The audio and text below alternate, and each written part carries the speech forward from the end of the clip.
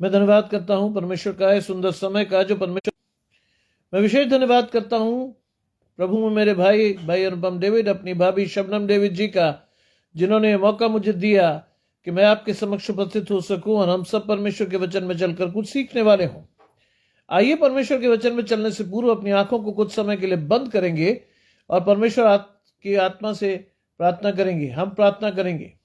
तमाम आशीषों के देने वाले परमेश्वर यीशु मसीह में हमारे बाप और खुदा, हम धन्यवाद करते हैं इस सुंदर अवसर के लिए जो कि आपने हमें दिया है। विश्वास रखते हैं प्रभु कि हमारी आशीषें आपकी ओर से हैं। प्रभु, जितने आराधकों को आपने चुना है बारी बारी से लाकर उनकी आशीषें उन्हें दें और उन आशीषों के अनुसार वो चलकर अपनी आशीषें लेकर अपने जीवन में आगे बढ़ने वाले हों। सब कुछ मांग लेते हैं आपके प्रिय पुत्र यीशु मसीह के नाम से, सुने और ग्रहण करें, आमीन।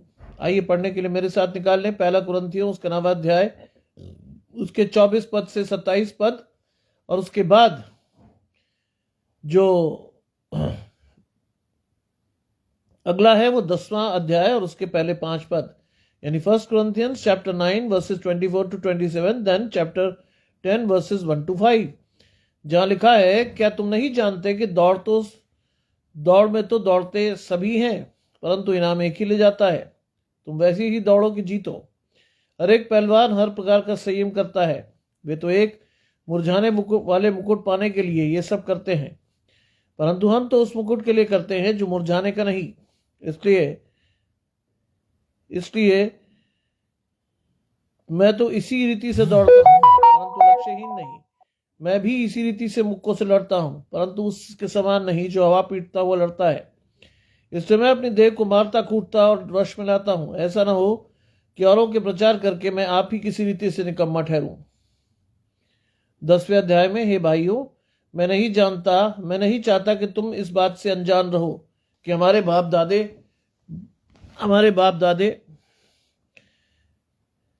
बादल के नीचे थे और सब के सब समुद्र के पार हो गए, और सब ने बादलों और समुद्र में मूसा का बपतिस्मा लिया, और सब ने एक ही आत्मिक भोजन किया। राजा भाई जुड़ रहे हैं। आशीष परमेश्वर की आपके और आपके घराने के लिए। आप सभी को इस एडवेंट सीजन में क्रिसमस की हार्दिक शुभकामनाएं। और सब ने एक ही आत्मिक भोजन किया और सब ने एक ही आत्मिक जल पिया, क्योंकि वे उस आत्मिक चट्टान से पीते थे जो उनके साथ साथ चलती थी, और वो चट्टान मसीह था। परंतु परमेश्वर ने उनमें से बहुतों से प्रसन्न नहीं हुआ, इसलिए वो जंगल में ढेर हो गए। ये परमेश्वर का वचन है। परमेश्वर का धन्यवाद हो। पहला कुरिन्थियों उसका 9वां अध्याय उसके 24 पद कहता है, क्या तुम नहीं जानते कि दौड़ में तो सभी दौड़ते हैं, परंतु इनाम एक ले जाता है। आज मुझे और आपको ये बात सीखनी है कि जिस दौड़ में परमेश्वर ने हमें दौड़ाया है, जीवन के मुकुट पाने की इच्छा रखते हैं हम सभी हैं, लेकिन हमें बहुत विश्वास से, बहुत संयम से, बहुत भरोसे से परमेश्वर के साथ इस दौड़ को दौड़ना है, जिससे कि मैं और आप उस आत्मिक मुकुट को जीते जिसे परमेश्वर ने देने की शपथ हमें जगत की उत्पत्ति से पहले खा रखी है। और लिखा है कि दौड़ में तो दौड़ते सभी हैं, परंतु इनाम एक ले जाता है। आज मुझे और आपको उस इनाम को पाने के लिए संयम से, विश्वास से परमेश्वर के साथ दौड़ना है। गजानंद भाई मेरे साथ जुड़ रहे हैं, रोहिणी जी मेरे साथ जुड़ रही हैं। आप सभी को घराने समेत परमेश्वर की आशीष। और लिखा है तुम वैसे ही दौड़ो कि जीतो। तुम वैसे ही दौड़ो कि जीतो। आज मुझे और आपको हारने के लिए नहीं दौड़ना है। आज मुझे और आपको जीतने के लिए दौड़ना है। आज मुझे और आपको विश्वास से दौड़ना है, उस दौड़ को जिसको दौड़ने से मैं और आप उस आत्मिक मुकुट को हासिल करेंगे जिसको देने की शपथ परमेश्वर ने हमसे खाई है। आज मुझे और आपको दौड़ना है विश्वास की उस दौड़ को। आज मुझे और आपको न सिर्फ दौड़ना है बल्कि जीतना है परमेश्वर के साथ। लिखा है 25वीं आयत में, हर एक पहलवान सब प्रकार का संयम करता है। वो तो एक मुरझाने वाले मुकुट के लिए ये सब करते हैं। हर पहलवान, हर वो खिलाड़ी एक मुकुट प्राप्त करने के लिए मेहनत करता है, और वो मुकुट मुरझाने वाला मुकुट है। मतलब उसकी सांसारिक वक़्त तो है, लेकिन आत्मिक रूप से उसका कोई फायदा नहीं है। और इसीलिए परमेश्वर चाहता है कि मैं और आप उस मुरझाने वाले मुकुट के लिए तो मेहनत करते हैं। आज मैं और आप क्या करते हैं? सोचिए, आज मुझे और आपको परमेश्वर ने नौकरियां दी हैं, मैं और आप 24/7 मेहनत करते हैं। कई लोगों का काम तो बहुत मुश्किल है, वो काफी घंटे यानी 12, 14, 15 घंटे कंप्यूटर के सामने बैठकर अपना काम करते हैं। सभी को चाहिए होता है एक प्रमोशन, सभी को चाहिए होता है एक प्रोत्साहन, और उसी के लिए वो लगातार मेहनत करते हैं। मुरझाने वाला मुकुट। इसलिए विश्वास के साथ हर आदमी बड़ी मेहनत से अपनी आशीषों को लेना चाहता है, शारीरिक आशीषों को। लेकिन आज परमेश्वर कहता है कि उस दौड़ को दौड़ो जिससे कि आप और मैं विश्वास से। ना, मेरी तबीयत बिल्कुल ठीक है साहब, लेकिन मैं अभी अभी आया और नहा लिया था, सर्दी बहुत है, इसलिए मैं पलंग में से ही प्रचार कर रहा हूं। मेरे बेटे ने भी मुझसे कहा कि तुम अजीब से लग रहे हो, लेकिन मैंने कहा भाई थोड़ा आनंद है, रजाई के अंदर से बाहर निकलने की इच्छा नहीं हुई थी, इसलिए मैंने कहा भाई प्रचार मैं यहां से कर लूं। परमेश्वर की दया है, आप लोगों की प्रार्थनाएं हैं, जिसके द्वारा स्वास्थ्य बिल्कुल ठीक है। लेकिन आज फाउंडेशन डे था, आपने मेरा फाउंडेशन डे का वो देखा होगा, आपने गजानंद भाई ने तो उस पर कमेंट भी किया है। तो आज का दिन बहुत ज़्यादा टफ था, जिसमें सुबह से काम करना था, ड्यूटीज भी करनी थी, मेरे बेटे का पेपर भी था, उसको भी लेकर जाना था, उसको वापस भी लाना था, उसके बाद फिर ड्यूटी पर जाना था, और ऐसा करते करते शाम के बहुत लंबे समय तक मुझे काम करना था। और वो करके मैं लौटा, आकर मैं तुरंत नहाया, और नहाकर मेरी इच्छा नहीं हुई कि मैं मेज पर बैठकर या सोफे पर बैठ के प्रचार करूं, इसलिए मैं यहां हूं। और लिखा है कि हम तो एक मुरझाने वाले मुकुट को पाने के लिए सब करते हैं। अंग्रेज भाई जुड़ते हैं, आशीष परमेश्वर की आपके और आपके घराने को, लेकिन परंतु हम तो उस मुकुट के लिए करते हैं जो मुरझाने का नहीं। आज परमेश्वर कहता है कि हमें उस मुकुट के लिए प्रयास करना है जो कभी मुरझाने का नहीं, यानी आपका और मेरा आत्मिक जीवन। बहुत से लोगों को आत्मिक जीवन के लिए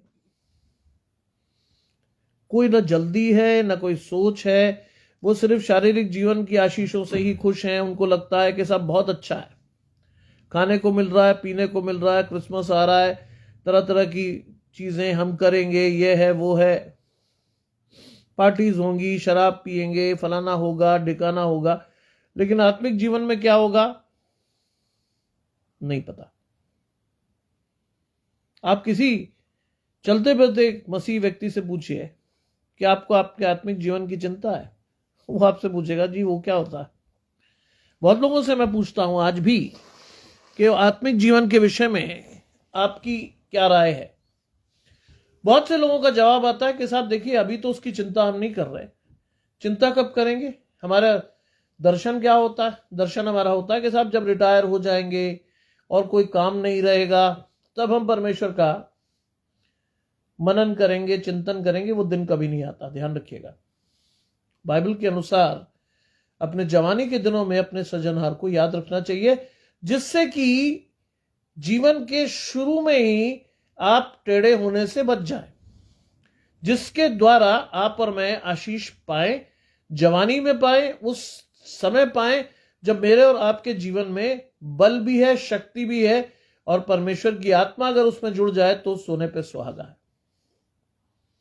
उस समय परमेश्वर के साथ जुड़ने के प्रयास करते हैं लोग जब वो किसी काम के नहीं रहते। परमेश्वर को ग्रहण योग्य अगर आपको होना है तो उस समय जुड़िए जब आपके पास समय ना हो।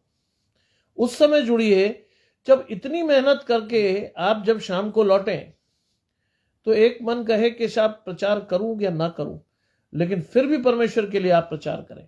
इंपॉर्टेंट चीज है ये। आज शैतान ने मेरे मन में, जब मैं बहुत थक गया था, मेरी कमर दुख रही थी, परेशानी थी, शैतान ने कहा अरे रहने दे यार। लेकिन मैंने कहा नहीं, परमेश्वर का काम तो सबसे पहले, परमेश्वर का काम तो सबसे पहले ही होगा, उसके बाद मैं कुछ करूंगा। मैंने अपने बेटे से चाय बनवाई, लेकिन उसको मैं नहीं पी पाया क्योंकि 7 बज गए थे। मैंने उसे कहा रख दे बेटा, जब खत्म करेंगे तब देना।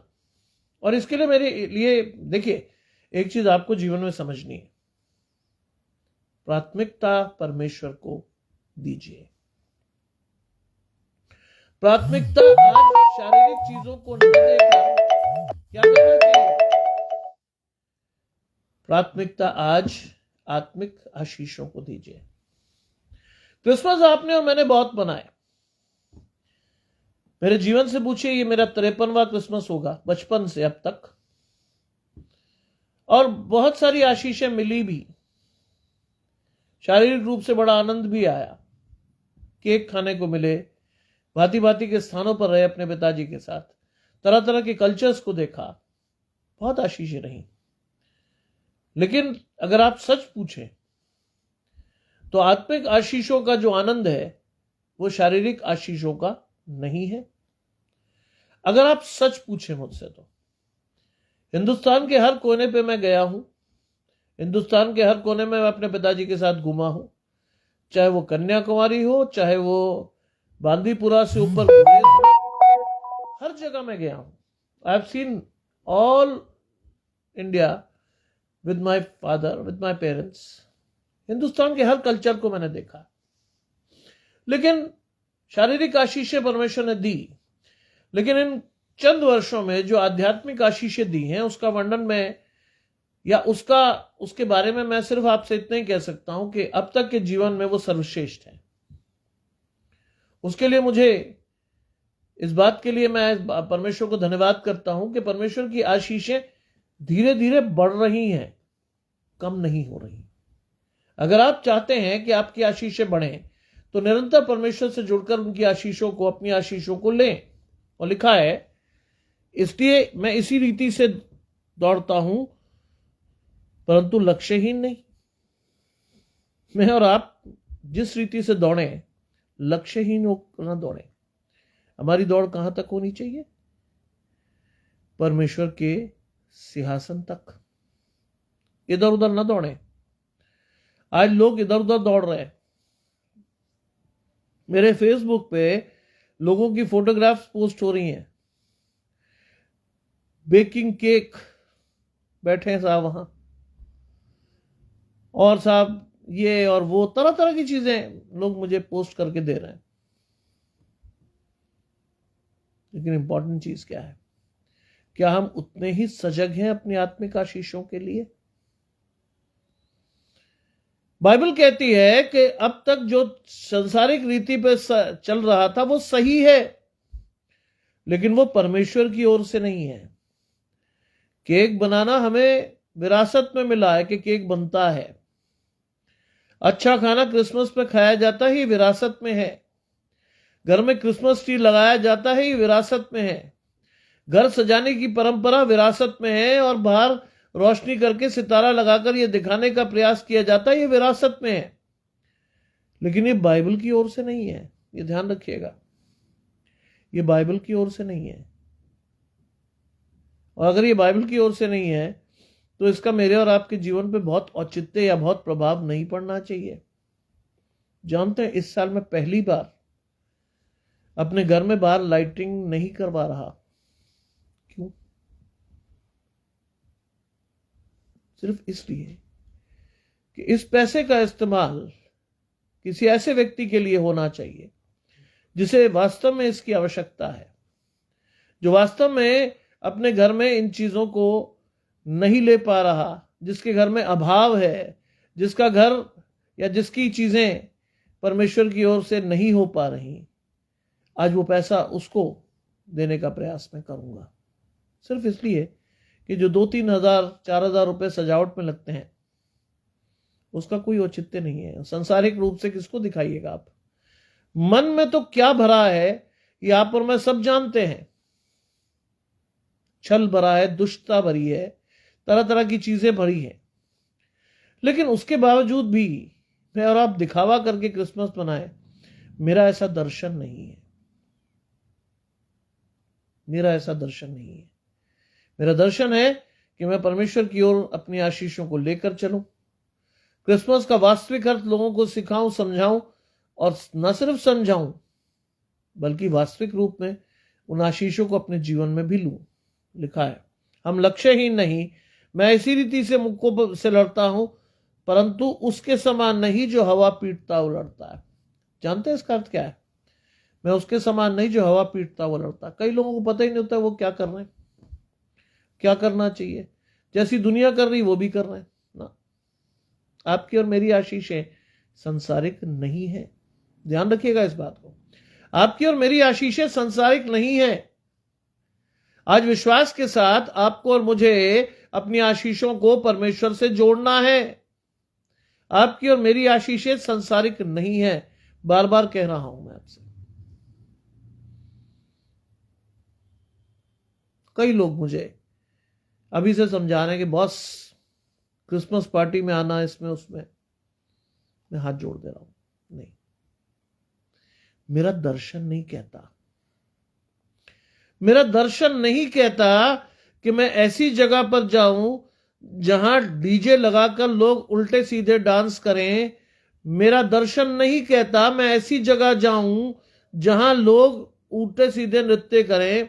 मेरा दर्शन ये नहीं कहता कि लोग वहां पर उल्टी सीधी चीजों को खाकर शराब पीकर नाचें। मेरा दर्शन ये नहीं कहता। मैं हवा पीटता हुआ नहीं लड़ रहा हूं, लक्ष्यहीन नहीं लड़ रहा हूं। मेरा लक्ष्य परमेश्वर की ओर है, मेरी आशीषें परमेश्वर की ओर से है, और इस विश्वास के साथ मुझे और आपको परमेश्वर से जुड़ना है।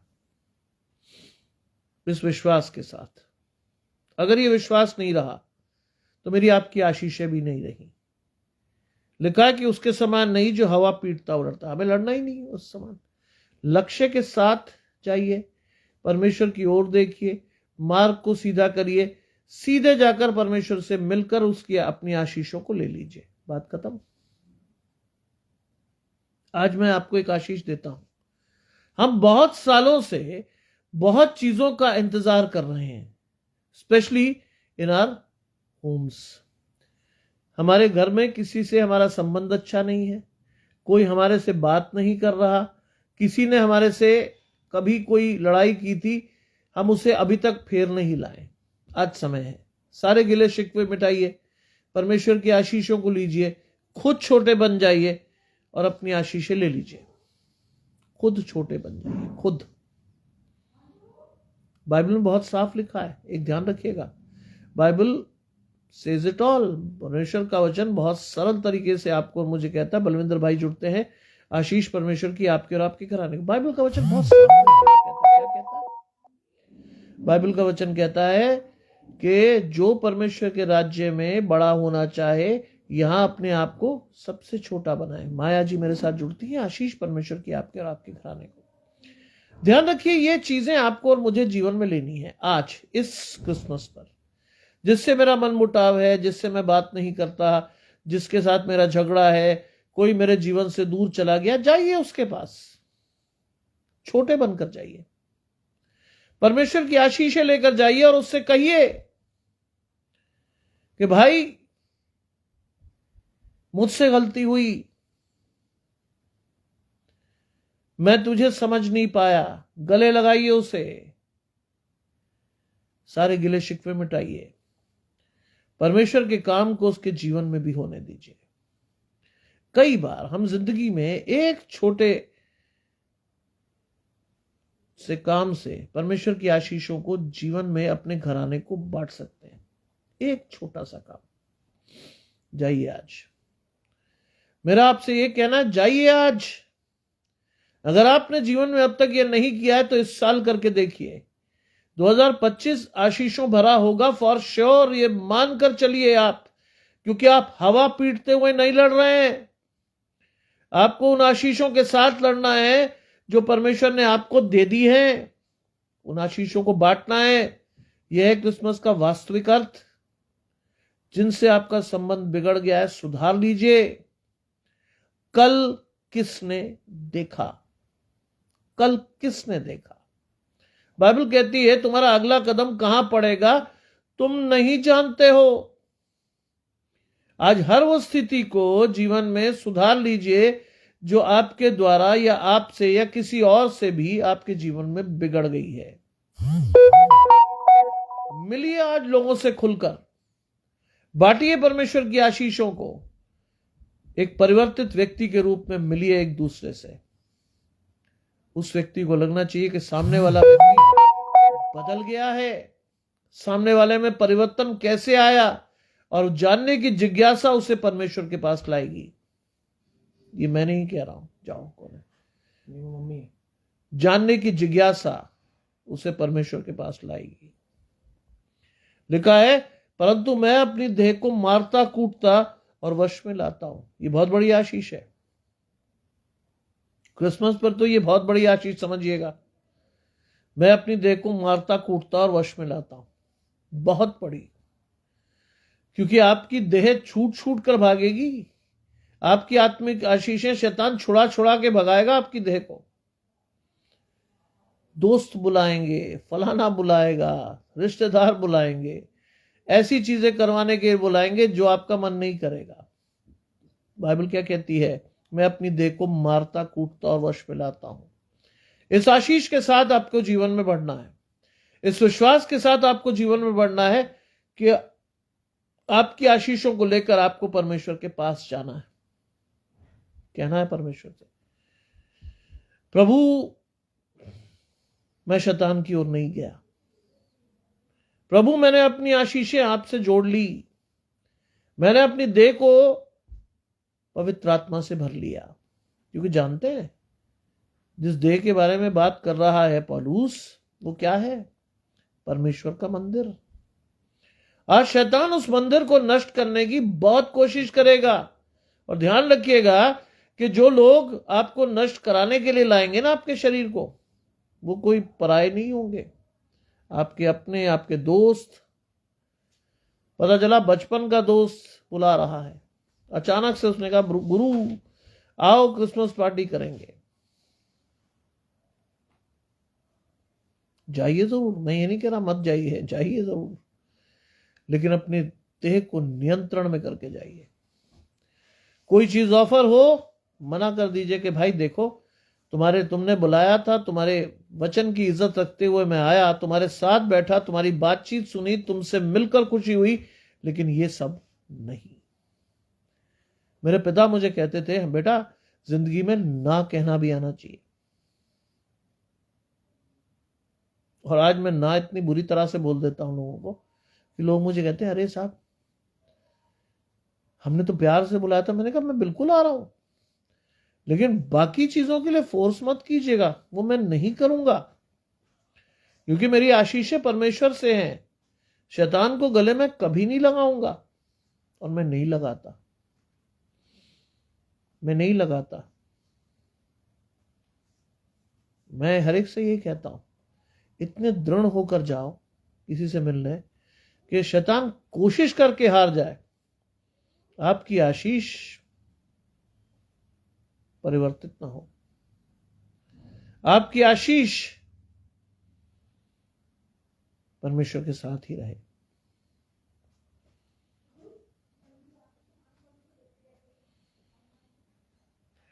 वेदों में एक श्लोक है जिसका अर्थ है, बल्कि श्लोक ही बोल देता हूं, मैं एक श्लोक ही बोल देता हूं। श्लोक के अनुसार लिखा है कि जो सज्जन पुरुष होते हैं उन पर बुरी संगत का प्रभाव नहीं पड़ता। क्यों? और उसका जो आगे सार है वो ये है कि चंदन के वृक्ष पर सांप लिपटे रहते हैं, लेकिन वो अपनी सुगंध नहीं छोड़ता। आज आपके जीवन में कितने ही लोग आएंगे जो आपको नष्ट करने का प्रयास करेंगे, लेकिन आशीष अगर परमेश्वर की ओर से है तो आपकी सुगंध नहीं जाएगी। ध्यान रखिएगा, आपकी सुगंध नहीं जाएगी। आप और आशीषित होकर निकलोगे। अगर आप ऐसे लोगों के साथ भी बैठ जाओगे तो आप और आशीषित होकर निकलोगे। मैं कई लोगों के साथ बैठता हूं जो लगातार शराब पीते हैं और बीच बीच में मुझे पूछते हैं, ब्रदर आप लेंगे? हाथ जोड़ते नहीं। और इसकी आशीष क्या होती है जानते हैं? चलिए आपको आशीष भी बताता हूं। इसकी आशीष ये होती है कि धीरे धीरे उनमें से कुछ लोगों ने शराब को छोड़ दिया, क्योंकि उन्होंने देखा कि साहब शराब से जो सबसे बड़ा नुकसान है वो शरीर को है। दूसरा नुकसान है अर्थ को यानी पैसे को, और तीसरा नुकसान है पारिवारिक की खुशियों को। और हर एक व्यक्ति मुझसे पूछता है यार तुम्हारे परिवार में तो कोई दिक्कत नहीं। मैंने कहा इसलिए नहीं है ना पूरू कि मैं शराब नहीं पीता हूं, गुटखा नहीं खाता, पान नहीं खाता। हाँ यार तेरी बचत तो बहुत है, बस वहीं से परमेश्वर की आशीष है उन्हें दिखा दीजिए। बचत नहीं है, ये आशीष है परमेश्वर की ओर से। गजानंद भाई के उस प्रकाशन को नहीं भूला हूं मैं, कैसे परमेश्वर की पवित्र आत्मा ने उनसे कहा तो मुझे छल रहा है, गुटखा खाना छुड़वाया उससे। बड़ी बात है, ये आशीष है जिसके द्वारा परमेश्वर एक दूसरे को आशीष देता है और एक दूसरे की आशीष देकर हम सीखते हैं। लिखा है मैं अपनी देह को मारता कूटता और वश में लाता हूं, ऐसा ना हो। अब सुनिए क्या लिखा है, ऐसा ना हो कि औरों को प्रचार करके मैं आप ही किसी रीति से निकम्मा ठहरूं। ये मेरी आशीष है, औरों को प्रचार करके मैं आप ही किसी रीति से निकम्मा ठहरूं। इसलिए मैं इस बात के लिए बड़ा चौकस रहता हूं। मेरे जीवन में बहुत से लोग ऐसे हैं जो शराब खूब पीते हैं, सिगरेट खूब पीते हैं, गुटखा भी बहुत खाते हैं, लेकिन मेरी आशीषें उनसे नहीं है। बहुत लोग कोशिश करते हैं कि किसी ना किसी तरह ये आदमी फंसे। मेरे प्रोफेसर ने आज मुझे मिले, फाउंडेशन डे पे बुजुर्ग मेरे प्रोफेसर साहब थे, वो मिले, मुझे कहा हाँ स्टैनली एक बात तो पक्की है यार, तुम शराब नहीं पीते। मैंने सर मैं वाकई नहीं पीता, क्योंकि जब मैंने ज्वाइन किया था 2000 में तो मेरे हेड थे, उन्होंने मुझे कहा कि बेटा ऐसा हो ही नहीं सकता कि जिसके पिता पहले आर्मी में हो उसके बाद पुलिस में हो वो शराब ना पीता हो। मैंने सर पकड़ लीजिएगा, अगर कभी मौका मिले देख लीजिएगा कि मैं आपको शराब पीता मिलूं या ना मिलूं। 16 वर्ष मेरे हेड रहे और 16 वर्ष के बाद भी उन्हें इस बात का बड़ा मलाल रहा कि एक बार भी वो मुझे पकड़ नहीं पाए। मैंने कहा सर जब मैं करता ही नहीं तो किस बात का डर, मैं करता ही नहीं। आज निर्भय होकर, क्योंकि परमेश्वर ने आपको और मुझे भय की आत्मा नहीं दी है। बड़ा हो छोटा हो एक बात ध्यान रखिएगा, इज्जत सबकी कीजिए लेकिन आशीष परमेश्वर की रहने दीजिए। इज्जत कीजिए सबकी।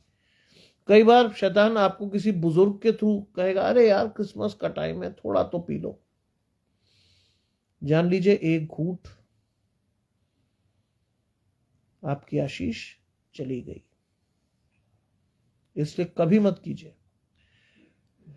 10वें अध्याय में लिखा है भाइयों मैं नहीं चाहता कि तुम इस बात से अनजान रहो।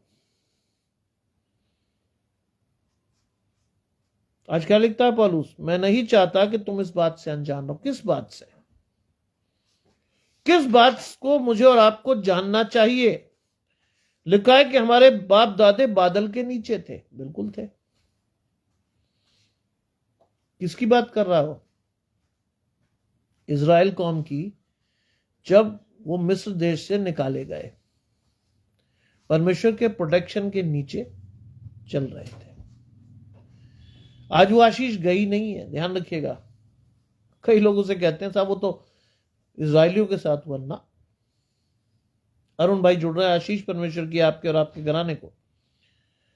वो आशीष आज भी है, गई नहीं है। हमारे बाप दादे बादल के नीचे थे, हम भी परमेश्वर के प्रोटेक्शन के हाथ के नीचे हैं।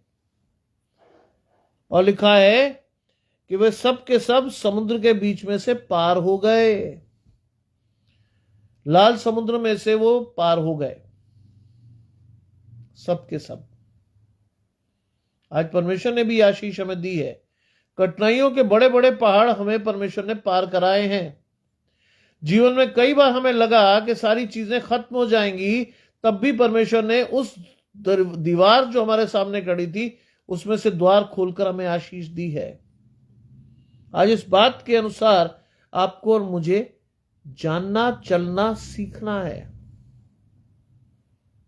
ये सब के सब क्या हुआ है, सब के सब समुद्र के बीच में से पार हो गए। मुझे भी और आपको भी निकाला, ऐसा नहीं है। आज अगर हम आज का दिन देख रहे हैं तो परमेश्वर की आशीष ही है। बहुत लोगों ने परमेश्वर की उस आशीष को नहीं लिया या परमेश्वर ने दी ही नहीं। बहुत से लोग आज के दिन दिवंगत हो गए और आप जीवित हैं। मेरे और आपके पास अब भी मौका है फिर कर परमेश्वर के पास जाने का। सबको पार कराया है, मुझे और आपको भी कराया है, लेकिन मैं और आप अपनी आशीष नहीं ले पाए हैं आज भी। हमें लगता है ये दुनिया के साथ हुआ, मेरे साथ भी हुआ। नहीं, आपकी आशीषें एक्सक्लूसिव हैं, परमेश्वर की ओर से हैं। उन आशीषों को लेकर बढ़िए। और लिखा है कि वो सब के सब समुद्र के बीच में से पार हो गए और सब ने बादल में और समुद्र में मूसा का बपतिस्मा लिया। मूसा का बपतिस्मा, क्योंकि व्यवस्था मूसा की ओर से आई थी, परमेश्वर ने दी थी, और उसी के अनुसार उन्होंने बपतिस्मा लिया। लेकिन व्यवस्था बहुत कठोर थी। क्या हुआ? सभी ने एक ही आत्मिक भोजन किया। हमारे भी इधर पड़ोसी हैं और जन्म से ही मसीह हैं। सब सीरियल सिंगर करते हैं तो जाम। हाँ, देखिए, संसारिक लोगों की आशीष संसारी की है भाई। बलविंदर भाई, संसारिक लोगों की आशीष संसारी की है। 21 से 31 तक का पेपर पढ़िएगा। चलिए, मैं आपको बहुत खुला चैलेंज दे रहा हूं। 21 से 31 तक का पेपर पढ़िएगा अपने जहां भी आप रहते हो। वहां आपको दिखेगा कि कई पार्टियों पर छापा पड़ा, ड्रग्स पकड़े गए, शराब पकड़ी गई, तरह तरह की अश्लील हरकतें करते हुए लोग पकड़े गए। नाम क्या था? Christmas party. यह है शारीरिक लोगों की आशीष। आप गलत नहीं हो बलविंदर भाई, आप गलत नहीं हो। 21 तारीख से 31 तारीख का पेपर उठाइएगा। हम परमेश्वर को शोकित करेंगे, हम परमेश्वर को शोकित करेंगे, और बहुत से लोग करेंगे, एक दो नहीं, बहुत से लोग। क्योंकि संसारिक रीति पर हमें खुशी मनाने में शराब पीना अच्छा लगता है। हमें यह चीज अच्छी नहीं लगती कि हम सब बैठकर परिवार स्वरूप परमेश्वर के वचन को पढ़ें, परमेश्वर के गीतों को गाएं और परमेश्वर की आशीषों को लें। यह हमें अच्छा नहीं लगता। नीरस है ये सब कुछ कई लोगों के लिए, नीरस है। रस नहीं आ रहा। रस के लिए तो शैतान की गोद में जाना जरूरी है। आज लोग शैंपेन खोलते हैं। बेचारे जो मिडिल क्लास लोग होते हैं वो विस्की और रम पी जाते हैं, और जो थोड़ा गरीब आदमी होता है वो कहता है ठर्रा ही सही, पी डाल। ये आशीष नहीं है। सोचिए, आप अगर उस पैसे को बचाकर घर ले जाएं, कितनी खुशी होगी आपके परिवार में। वास्तविक खुशी दे पाएंगे आप? क्रिसमस की वास्तविक खुशी अपने परिवार को दे पाएंगे? उनको अच्छा खाने को दीजिए, उनको अच्छा पहनने को दीजिए, उनके साथ बैठिए। देखिए, क्वालिटी टाइम स्पेंड करने के लिए परिवार से अच्छी कोई जगह नहीं है। ध्यान रखिएगा। कई लोग कहते हैं ना, मैं अपने दोस्तों के पास जा रहा हूं। क्वालिटी टाइम स्पेंड करने के लिए परिवार से बेहतर जगह नहीं है। बैठिए अपने परिवार के साथ, गाइए परमेश्वर के गीतों को, कहिए परमेश्वर से कि मेरी आत्मिक आशीषों को मुझे दें। कहिए, इस साल पहली बार मैं अपने घर को डेकोरेट नहीं कर रहा। जानते हैं क्यों? क्योंकि यह परमेश्वर की ओर से नहीं है। ये परमेश्वर की ओर से नहीं है। वास्तविक आशीष आपके मन में आनी चाहिए। दिखावे के लिए आप कुछ भी पहन के कूदते फिरें, परमेश्वर को ग्रहण योग्य नहीं होंगे आप। लिखा है, और उन सभी ने एक ही आत्मिक भोजन किया। हमने भी परमेश्वर की आशीषें पाई, लेकिन क्या वो हमारे चित्त पर चढ़ी? नहीं, वो हमारे चित्त पर नहीं चढ़ी। बहुतों ने कहा कि साहब ये तो मेरा अधिकार था, क्योंकि वो मुझे परमेश्वर से मिल गया। यूं ही अधिकार आपका कभी कुछ नहीं था। ध्यान रखिएगा, अधिकार नहीं था। परमेश्वर ने अपने दया से आपको और मुझे लाल समुद्र के पार कराया, आपको और मुझे मन्ना खाने को दिया, आपको और मुझे जीवन में चलने का मौका दिया परमेश्वर के साथ।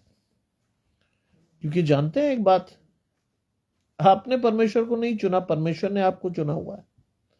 उसके बावजूद अगर आप भाग रहे हो तो ये मान लो कि आपसे अभागा व्यक्ति इस संसार में दूसरा है ही नहीं।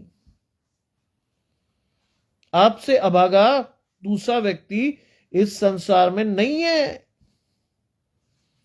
आप ये सोचो कि मैं शराब पीकर, नाच कूद कर, डीजे लगाकर, गंदे गानों पर डांस करके क्रिसमस मना लूं, परमेश्वर के लिस्ट से बाहर हैं आप। कई मिशन कंपाउंड्स में ये होता है, मेरी आंखों देखिए। मिशन कंपाउंड में घरों के बाहर डीजे लगते हैं और क्या बेहुदा तरीके से वो क्रिसमस मनाते हैं, मैं वर्णन नहीं कर सकता। बेहुदा तरीके से। आज ऐसे क्रिसमस मनाने का कोई फायदा नहीं है। मसीह आपके जीवन में पैदा होना चाहिए। आगे बताएगा वो, सबने एक ही आत्मिक भोजन किया और सबने एक ही आत्मिक जल पिया। हम तो वैसे भी वो वाली कौम है ना जो कुड़कुड़ाती है, प्रभु तूने खाने को नहीं दिया, तूने पीने को नहीं दिया, तूने ये नहीं किया, तूने वो नहीं किया। मूसा ने क्या किया? चट्टान पर लाठी मारी और पानी निकल आया। असंभव को संभव किया परमेश्वर ने, पानी पिलाया, तृप्त किया उनको, मन्ना खिलाकर आत्मिक भोजन दिया। लेकिन हमारी मेंटालिटी खराब है ना। बाइबल पढ़िए, मन्ना जब बरसा तो लोगों ने कहा साहब कल के लिए भी इकट्ठा कर लूं। भूल गए परमेश्वर की आशीषें प्रतिदिन मिलती हैं। सड़ गया वो। बाइबल कहती है सड़ गया वो जो मन्ना उन्होंने इकट्ठा किया। जैसे ही दिन परिवर्तित हुआ रात में, जैसी 12 बजे के बाद की स्थिति आई, मन्ना सड़ गया। आज मैं और आप भी ऐसे जीवन को जी रहे हैं जो परमेश्वर की ओर से नहीं है। परमेश्वर की दया से आपने आत्मिक भोजन किया, आत्मिक जल पिया, लेकिन आशीषें आत्मिक नहीं आई अभी तक। लिखा है क्योंकि वे उस आत्मिक चट्टान से पीते थे जो उनके साथ साथ चलती थी, यानी परमेश्वर। वे उस आत्मिक चट्टान से पीते थे जो उनके साथ साथ चलती थी। आज मुझे और आपको भी परमेश्वर अपने साथ चलाने के लिए कोशिश कर रहा है, लेकिन मैं और आप नहीं चल रहे क्योंकि हमारी आशीषें शारीरिक हैं। हम पुराने मनुष्यत्व को नहीं छोड़ पा रहे, हम नए मनुष्यत्व को पहनने की कोशिश भी नहीं कर रहे। इसलिए हमारी आशीषें आज शारीरिक हैं और उस आत्मिक जल को मैं और आप रिलिश नहीं करते। रिलिश का मतलब उसका आनंद नहीं लेते। फर्क ही नहीं पड़ता क्योंकि कभी चखा नहीं, कभी पिया नहीं, क्या पता कैसा होगा। बहुत से लोग बाइबल को बड़ा सहेज कर रखते हैं, कपड़े में लपेट कर रखते हैं, सिरहाने रखते हैं। अरे पढ़िए उसको। कपड़े में लपेट कर रखने वाली चीज नहीं है वो। परमेश्वर का जीवित वचन अगर आप लपेट कर रखोगे तो आपकी और मेरी स्थिति क्या होगी? हमें जो तोड़ा मिला है, हमें जो आशीषें मिली है, हम उसे क्या कर रहे हैं? जमीन में दबा रहे हैं। इससे खुश नहीं होता परमेश्वर। मेरी बाइबल को मैं आपको उठा के दिखाता हूं, देखिए मेरी बाइबल आप देखेंगे। देखिए मेरी बाइबल पे कितने रेफरेंस लगे हैं, पढ़िए ना। बाइबल जितना पढ़ेंगे आपकी आशीषें उतनी बढ़ेंगी। बाइबल को सहेज कर रखिए, बहुत अच्छी बात है, मैं मना नहीं कर रहा, लेकिन समय असमय उसको दिन में 2-3 बार पढ़िए तो तभी तो आप जान पाओगे कि आपकी आशीषें कहां से हैं। लिखा है कि वे उस आत्मिक चट्टान से पीते थे जो उनके साथ साथ चलती थी। और बाइबल क्या कहती? वो चट्टान कौन था? मसीह। क्योंकि आत्मिक आशीषें चाहिए थी ना। पुराने नियम में भी मसीह था, परमेश्वर का पुत्र पुराने नियम में भी था। वो आत्मिक चट्टान के रूप में उनके साथ चला। महसूस नहीं किया कई लोगों ने, आज भी नहीं करते। आज भी बहुत सारे लोगों की लाइन लगी है, सब केक बन जाए। बाइबल पढ़ी पढ़ी या दिन में नहीं पढ़ी, बहुत बिजी था साहब। कौन सी बाइबल है, कौन सी? यही तो चाहता है परमेश्वर, यही तो चाहता है कि शैतान आपके जीवन में कि परमेश्वर की आशीषें चली जाए। बाइबल में लिखा है परमेश्वर के नियमों को मानने में अगर आप विलंब करते हैं, आशीष अपने आप चली जाती है। परमेश्वर वो आशीष देता है, शैतान उठा लेता है। आप और मैं सोचते रह जाते हैं केक बन जाए, घर डेकोरेट कर लूं, सितारा टांग लूं। बाइबल में लिखा है परमेश्वर की आशीषों को मानने में क्या करिए, फुर्ती। ऐसे नहीं, फुर्ती कीजिए। लिखा है कि वो चट्टान मसीह थी। अब सुनिए, अंतिम अंतिम जो आयत है वो बहुत बड़ी है। परंतु परमेश्वर उनमें से बहुतों से प्रसन्न नहीं हुआ। ले तो आया, लाल समुद्र पार भी करा दिया, आध्यात्मिक भोजन भी खिला दिया, आध्यात्मिक जल भी पिला दिया, और उसके बाद भी परमेश्वर प्रसन्न नहीं हुआ, क्योंकि उनकी आशीषें आई ही नहीं। आज बहुत से मसीह लोग हैं जो पीढ़ियों से मसीह हैं साहब। हमारे बाप दादा परमेश्वर के पास आए और उन्होंने ये किया, उन्होंने वो किया, फलाना किया, ठिकाना किया। मेरा हर एक से ये सवाल होता, भैया तुम क्या कर रहे हो? अब परमेश्वर ने तो, लोगों ने तो कर दिया, आपके बाप दादों ने आपकी आशीष आपको दे दी, दिखा दी, लेकिन उस आशीष को पाने के लिए तुम कितना सचेत हो? आज कितना सचेत है तुम्हारा परिवार उन आशीषों को लेने के लिए? पूछो अपने आप से। पता चलता है कि साहब बाइबल ही नहीं पढ़ी, पता ही नहीं कुछ। परमेश्वर ने आशीष तो दी, लेकिन आप योग्य नहीं ठहरे। बाइबल कहती है नेवता हरी योग्य नहीं ठहरे। परमेश्वर ने दावत तो दी, लेकिन आप और मैं योग्य नहीं ठहरे। क्या हुआ? इधर उधर से लोग आए, आशीष को लेकर परमेश्वर के राज्य में प्रवेश कर गए, राज्य की संतान बाहर रह गई। यह है आज हमारी स्थिति। अंतिम आयत कहती है परंतु परमेश्वर उनमें से बहुतों से प्रसन्न नहीं हुआ। बहुतों से प्रसन्न नहीं हुआ। परमेश्वर लाया तो था, इसीलिए लिखा है बुलाए हुए तो बहुत है लेकिन चुने हुए थोड़े। लाया तो था परमेश्वर ने आशीष देने के लिए, लेकिन प्रसन्न नहीं हुआ। वो अपने पुराने चाल चलन से फिरे ही नहीं। मुझे एक मसीह व्यक्ति मिला, उनसे बात कर रहा था, तो उन्होंने मालूम क्या कहा? मुझे ठेस लगी। उन्होंने कहा साहब हमारे घर से होली का सेलिब्रेशन शुरू होता है, हमारे घर में होली खेली जाती है सबसे पहले। मैंने उनसे पूछा आपको मालूम है होली का समय क्या होता है? अरे साहब मौज मस्ती का टाइम होता है। मैंने कहा नहीं, वो उपवास काल की उन 40 दिनों के बीच में आती है, और वो आती ही इसलिए है कि परमेश्वर के कच्चे फल लोगों को दिखे। वो आती ही इसलिए। कोई जवाब नहीं दे पाए। उससे पहले बड़े उत्साह से मुझे बता रहे थे हमारे यहाँ से दिवाली का पूजन भी होता है, होली भी खेली जाती है। मैंने कहा तो भाई किस तरह के मसीह हो आप? किस तरह के मसीह हो भाई? कहते वो हम सर्वधर्म संभाव रखते हैं। मैंने कहा आप कुछ भी नहीं रखते। सर्वधर्म संभाव जिसे आप कह रहे हो ना, उसमें हम भी रखते हैं। होली की मुबारकबाद हम भी देते, लेकिन खेलते नहीं है। वो 40 दिन परमेश्वर के साथ जाकर परमेश्वर की आशीषों को लेने के लिए लगातार आपको बाइबल में पढ़कर परमेश्वर की आशीषें अपने जीवन में, अपने परिवार के जीवन में लानी थी। आप क्या कर रहे थे? काले भूत होकर होली खेल रहे थे? नो। आज चुन लो कि तुम और तुम्हारा घराना किसकी सेवा करेगा। मैं तो अपने घराने समेत परमेश्वर ही की सेवा करूंगा। ये बाइबल की आशीष है, मैं आपको ऐसे नहीं दे रहा हूं, ये बाइबल की आशीष है।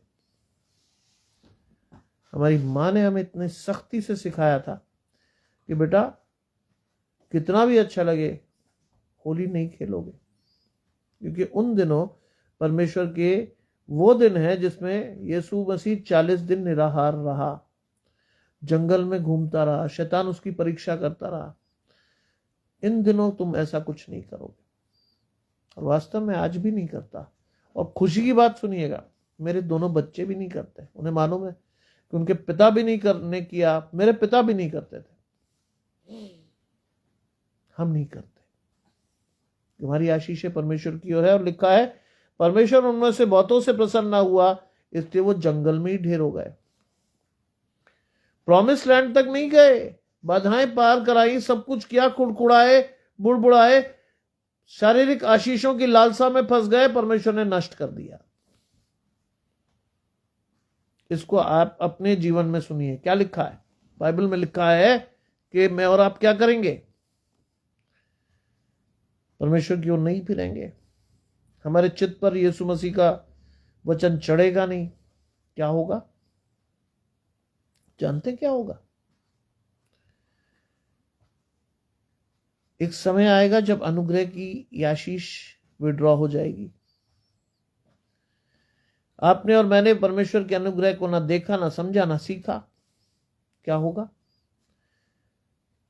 जीवन की पुस्तक खोली जाएगी। न्याय के दिन में परमेश्वर पहले तो सवाल करेगा, भाई आपसे ये कहा गया था कि आपने अंधे, लंगड़े, लूले, लाचार लोगों की मदद नहीं की, बीमार, परदेसी, बंदी गृह में लोगों से आप मिलने गए नहीं गए। उसके बाद परमेश्वर कहेगा जीवन की पुस्तक में आपके नाम है, नहीं है। कहां होंगे फिर आप? बाईं ओर। क्या होगा? आग की झील में गिराकर नष्ट कर दिए जाएंगे। वही लिखा है, जंगल में ढेर हो गए। आज अनुग्रह के काल में अपनी आशीषों को लेकर परमेश्वर से जुड़े रहिए। दिन बुरे हैं, अवसर को बहुमूल्य समझिए। दिन बुरे हैं। इस आशीष के साथ अगर आप और मैं जीवन में नहीं बढ़े तो हमारा नाश होना निश्चित है। अब भले ही